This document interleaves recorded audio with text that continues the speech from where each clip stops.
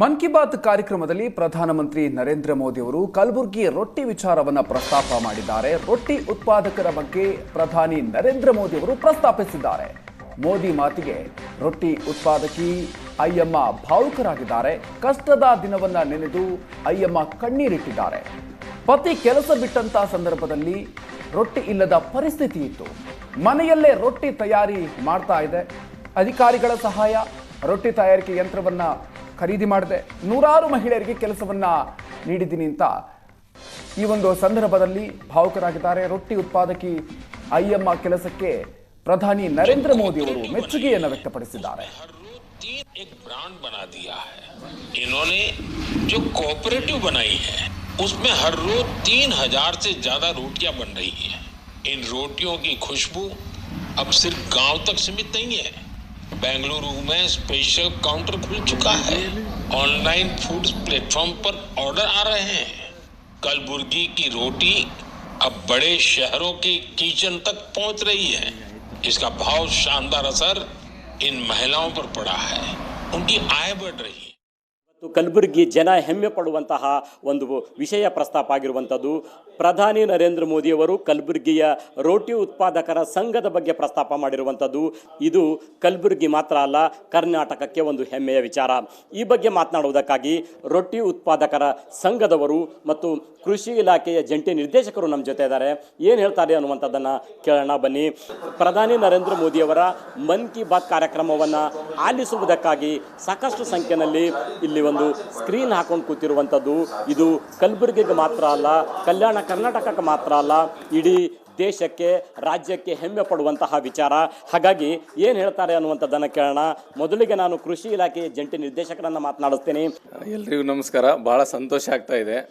ನಮ್ಮ ಕಲಬುರಗಿ ಜೋಳದ ರೊಟ್ಟಿ ನಾವು ಉತ್ಪಾದನೆ ಮಾಡೋ ಸಲುವಾಗಿ ನಾವು ವಿವಿಧ ಯೋಜನೆಗಳಲ್ಲಿ ಏನು ನಾವು ಸಹಾಯಧನದಲ್ಲಿ ಏನು ನಾವು ಕಲಬುರಗಿ ರೊಟ್ಟಿ ಮಷಿನ್ಗಳನ್ನು ಕೊಟ್ಟಿದ್ದೀವಿ.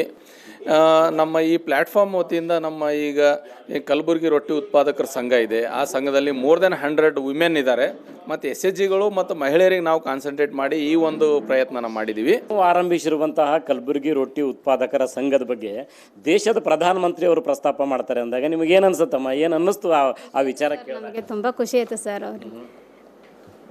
ಅವರಿಗೆ ನಾವು ಎಷ್ಟು ಥ್ಯಾಂಕ್ಸ್ ಹೇಳಿದ್ರು ಸಾಕಾಗಲ್ಲ ಸರ್ ಅವ್ರಿಗೆ. ಯಾಕಂದ್ರೆ ನಾವು ಎಲ್ಲೋ ಇದ್ದ ಮೂಲೆಯಲ್ಲಿದ್ವಿ, ನಮ್ಮಂಥವ್ರಿಗೆಲ್ಲ ಈ ಥರ ಎಲ್ಲ ಇದು ಮಾಡ್ತಾರಂದ್ರೆ ನಮಗೆ ಭಾಳ ಖುಷಿ ಆಗ್ತದೆ ಸರ್. ಆ್ಯಕ್ಚುಲಿ ಅಂದ್ರೆ ನಮ್ಮದೇ ಹೇಳ್ಬೇಕಾದ್ದು ಸರ್.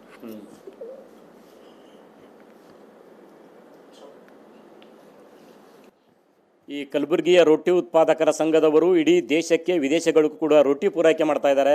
ಆದರೆ ಹಾಗೆ ಹೊಟ್ಟೆ ತುಂಬಿಸುವಂಥವರ ಮನಸ್ಸಿನಲ್ಲೇ ಸಾಕಷ್ಟು ಸಂಕಷ್ಟಗಳ ಸರಮಾಲೆ ಇರುವಂಥದ್ದು. ಅವರು ಆನಂದ ಭಾಷ್ಪವನ್ನು ಸುರಿಸ್ತಾ ಇದ್ದಾರೆ. ತಮ್ಮ ಸಂಕಷ್ಟದ ದಿನಗಳನ್ನು ದೂಡಿ ಮುಂದೆ ಬಂದು ಇವತ್ತು ನಮ್ಮ ಬಗ್ಗೆ ದೇಶದ ಪ್ರಧಾನಿಯೇ ಮಾತನಾಡ್ತಾ ಇದ್ದಾರೆ ಅನ್ನುವಂತಹ ಹೆಮ್ಮೆಯ ನಡುವೆ ಅವರ ಆನಂದ ಭಾಷ್ಪವನ್ನು ಸುರಿಸ್ತಾ ಇದ್ದಾರೆ. ಅವರ ಹಿಂದಿನ ದಿನಗಳನ್ನು ನೆನೆಸ್ಕೊಂಡು ಕಣ್ಣೀರು ಕೂಡ ಆಗ್ತಾ ಇದ್ದಾರೆ ಈ ರೊಟ್ಟಿ ಉತ್ಪಾದಕ ಸಂಘದ ಮಹಿಳೆಯೊಬ್ಬರು. ಏನು ಕೇಳೋಣ, ಏನು ಯಾಕೆ ಅನ್ನುವಂಥದ್ದು. ಯಾಕಮ್ಮ ಈ ರೀತಿ ನೀವು ಭಾವೋದ್ವೇಗಕ್ಕೊಳಗಾಗ್ತಾ ಇದ್ದೀರಿ? ಏನು ಸಂಕಷ್ಟ ಸಮಸ್ಯೆ ಇತ್ತು, ಇವತ್ತು ಯಾವ ರೀತಿ ಅದು ಬಗೆಹರಿದಿದೆ ತಮಗೆ, ಏನು ಹೇಳ್ತೀರಿ? ನಾನು ಮನೆಯಲ್ಲೇ ರೊಟ್ಟಿ ಮಾಡೋಕ್ಕೆ ಸ್ಟಾರ್ಟ್ ಮಾಡಿದೆ ಸರ್. ರೊಟ್ಟಿ ಮಾಡೋಕ್ಕೆ ಸ್ಟಾರ್ಟ್ ಮಾಡಿದೆ. ಅವರೊಂದು ಶಾಪ್ ಹಿಡಿದ್ರು ಸರ್. ನಾವು ಶಾಪಿಗೆ ದುಡ್ಡು ಕಟ್ಟಕ್ಕೆ ಭೀ ಆಗ್ತಿಲ್ಲ ಇದ್ದಿದೆ ಅಂದ್ರೇನು. ಆಗ ನಾ ಏನು ಮಾಡಿದೆ, ದಿನಾಲು 100-200 ರೊಟ್ಟಿ ಮಾಡೋಕ್ಕೆ ಸ್ಟಾರ್ಟ್ ಮಾಡಿದೆ ಸರ್. 100-200 ರೊಟ್ಟಿ ಸ್ಟಾರ್ಟ್ ಮಾಡಿದೆ. ನಮ್ಮ ಮನೆಯವರು ದುಕಾನ್ದಾಗ ಹೋಗಿಟ್ಟು ಆಮೇಲೆ ರೊಟ್ಟಿ ಹೋಗ್ಲಿಕ್ಕೆ ಚಾಲು ಅದ ಸರ್. ನಮ್ಮದು ರೊಟ್ಟಿ ಹೋಗೋಕ್ಕೆ ಚಾಲು ಮಾಡಿದ ತಕ್ಷಣ ನಮ್ಗೆ ಏನು ಅನ್ನಿಸ್ತು, ರೊಟ್ಟಿ ಮಿಷಿನ್ ತೊಗೋಬೇಕಂತ ತಲೆ ಬಂತು ಸರ್ ನಮಗೆ.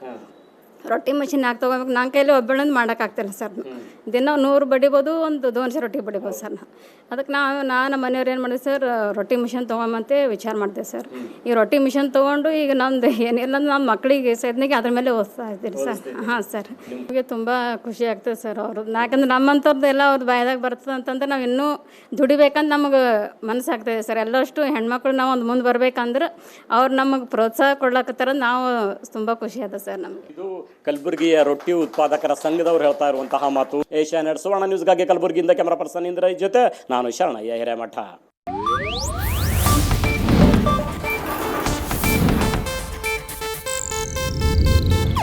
ಇದು ಏಷ್ಯಾನೆಟ್ ನ್ಯೂಸ್ ನೆಟ್ವರ್ಕ್ ಪ್ರಸ್ತುತಿ.